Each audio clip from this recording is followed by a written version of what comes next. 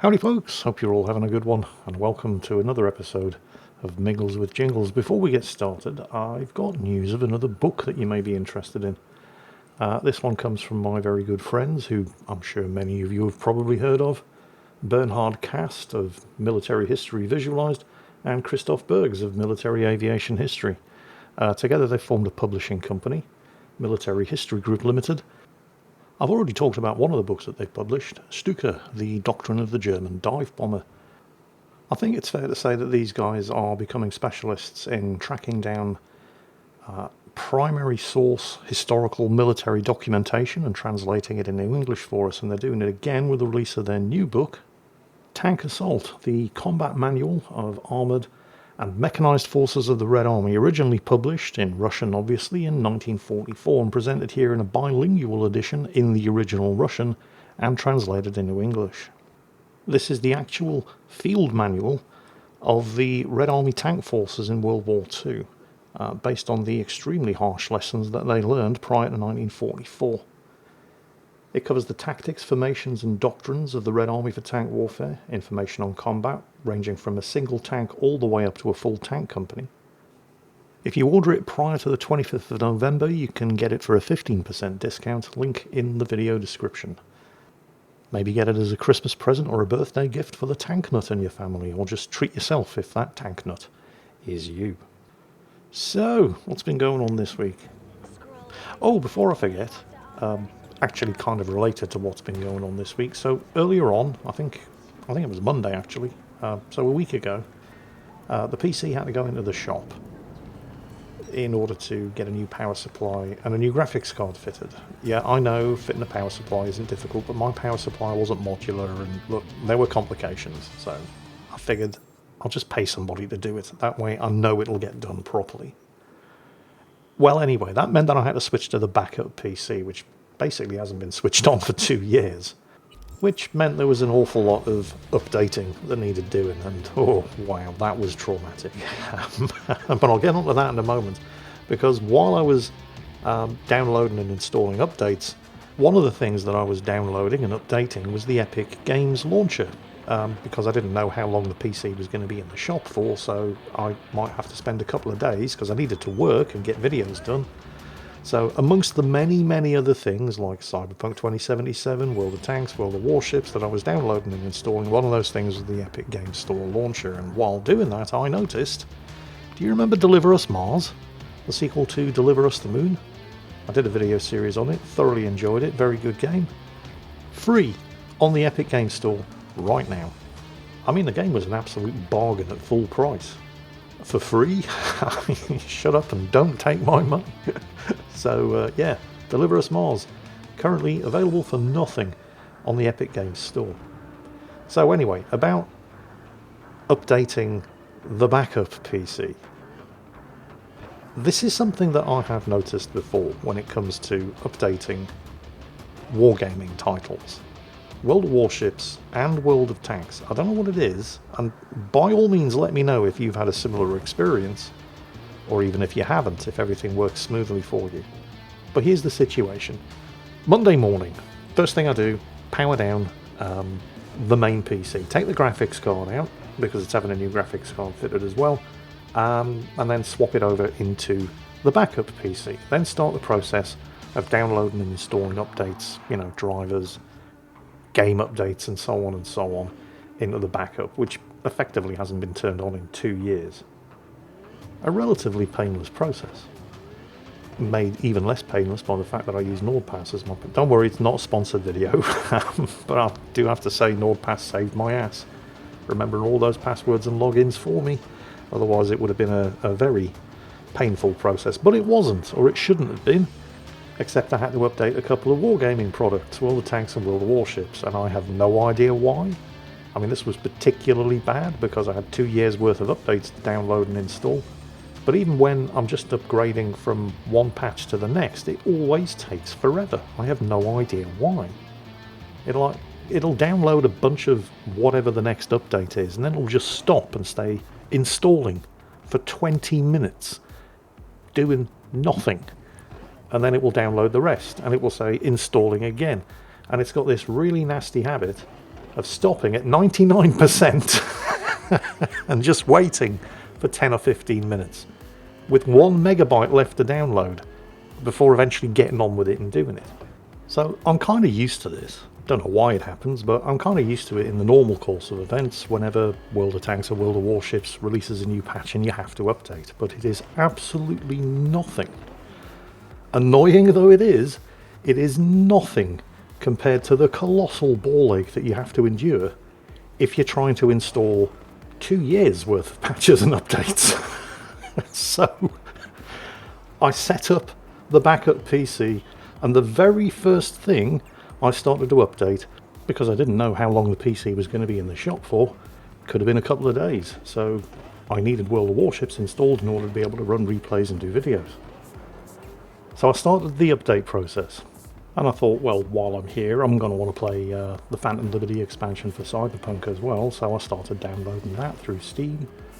And oh, there's an update out, the new DLC for Dredge. Oh, I have to take a look at that, so I'll start doing Dredge as well. And oh yeah, there's the New Game Plus thing for Aliens Dark Descent, where you can start a fresh game but using all of your rank 10 Marines and rank them up to rank 15 in the process. So that's going to be fun. I'll have to download and install Aliens Dark Descent too. So I started all of that going. Boxed up the old PC. My neighbour kindly offered to drive me around to Novatech. Cannot recommend these guys enough, by the way, because when I got the PC there and explained what I needed doing, they said, yeah, no problem. It'll be ready by the end of the day or the first thing tomorrow. I thought, wow, that's really good. I mean, I appreciate that what they had to do wasn't particularly complicated, but they didn't just swap out the power supply, swap out the graphics card. They also downloaded and installed all of the drivers and got everything up to date on the computer as well, and did it in 2 hours. Right. So I get home, Cyberpunk has downloaded and installed, Dredge, obviously not a huge game, has downloaded and installed, Aliens Dark Descent, a fairly big game, has downloaded and installed, World of Warships is at 20%. I haven't even tried starting updating World of Tanks, and World of Warships after 2.5 hours is only at 20%. Wow. This is going to take me all day, isn't it? Well, anyway, an hour or so later I get a call from Novatech saying, okay, yeah, we're done, the PC's ready for you to collect. Fantastic. Unfortunately, it's now rush hour traffic, but my neighbour once again bravely volunteers to drive me around and pick it up. This takes about an hour and a half. To get there, pick up the PC, pay for it, and then get back. In that length of time, World of Warships has probably been updating for more than 4 hours. And it's only at 75%. I have no real idea what's going on here. I mean, what I'm going to suggest here is pure speculation. But it's speculation that kind of fits the available evidence. You see, what I think is happening, and to illustrate, I'm going to have to talk about another game. Hello Kitty Online. Look, don't ask. I don't know if any of you remember, but a couple of years ago, I can't even remember what game it was I was playing, but I was having a really frustrating experience with it. And I thought, you know what I should do at the end of the video that will be funny? I'll close this video off by saying, oh, I've had enough of this game, screw this. I'm off to play Hello Kitty Online instead. And in order to do that, I needed some footage of Hello Kitty Online. And I could have just grabbed a capture of somebody else's Hello Kitty Online video on YouTube, but I thought I'll do it properly. I mean, how hard can it be? You know, it's not a particularly complex game. I'll just download and install Hello Kitty Online. It turns out, I mean, I don't know how long this game's been out, but the way that they do the install process for that game, first you have to download and install the original installer from however many years ago the game was published. And then you have to download and install every consecutive update the game has ever had, one at a time, one after the other.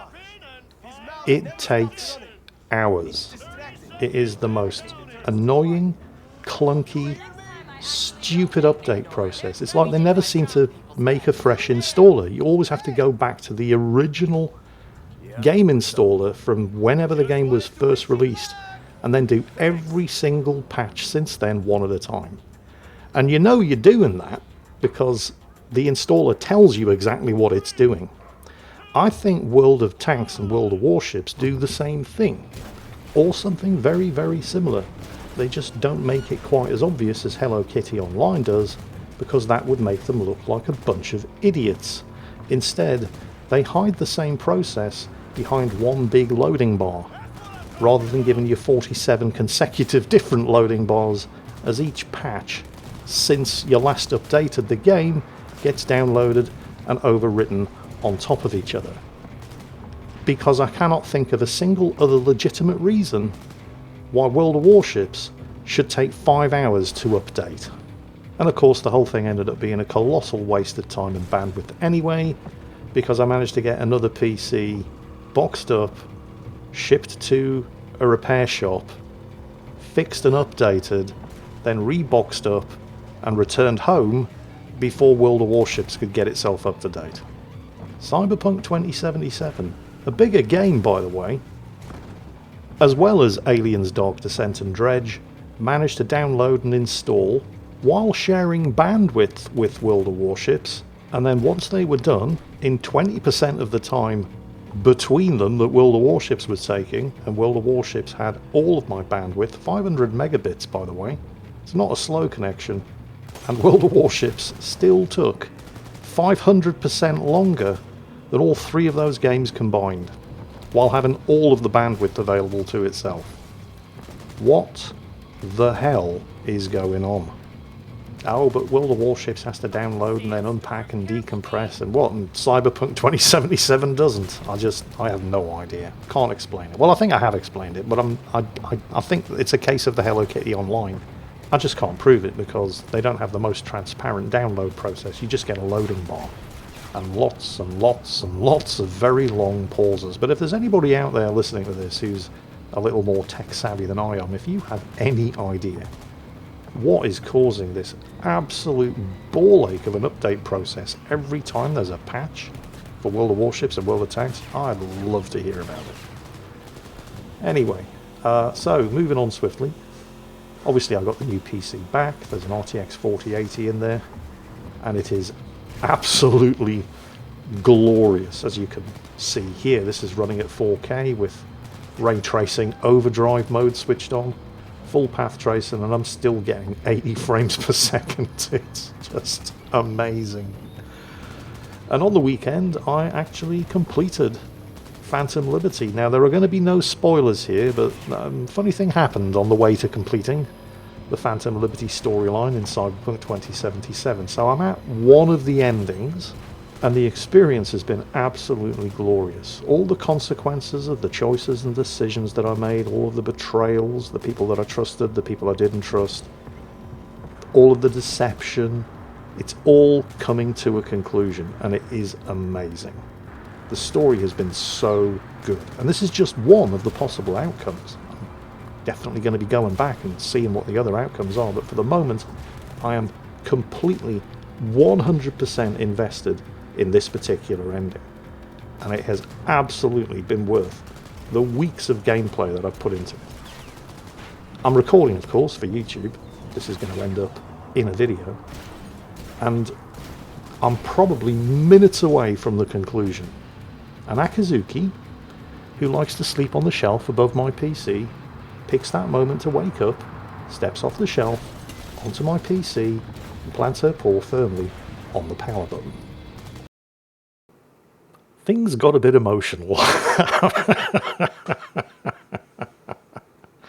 mean, I didn't shout at her. She didn't know what she was doing. But I was not impressed. And on that bombshell, that's it for this week's episode of Mingles with Jingles. Hope you all had a great weekend. And as always, take care, and I'll catch you next time.